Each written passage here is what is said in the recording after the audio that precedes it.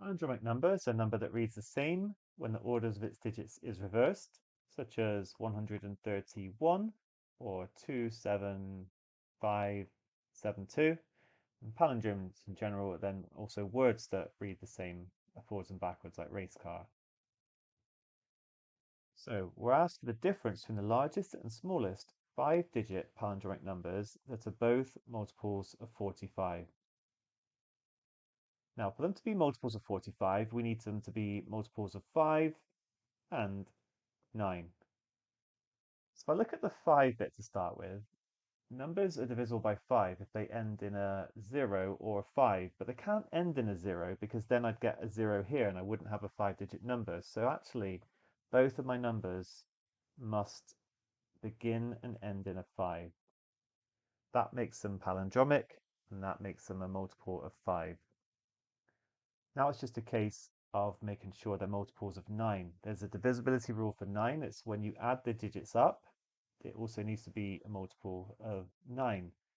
So let's think about what it might be. We've got 9, 18, 27, 36, and 45. So if I minus the 10 I already have, okay, that rules out the 9, but I've got 8, 17, 26. Actually, 45 is then too big. So can I make the largest number such that the 3 digits add to 26? That would ensure it. Because you might be tempted to put a 9 here. Actually, I think I am tempted to do that. 9 here, because that would be the largest, and then a 9 here. That get me to 18.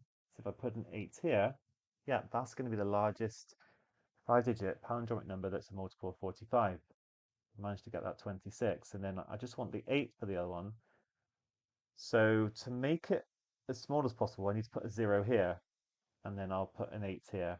Okay, because you could, of course, go with 4 and 4, but that's immediately bigger. We want to make it as small as possible, so we want to put a 0 there if we can. And yeah, we can, because then the digit sum is 18.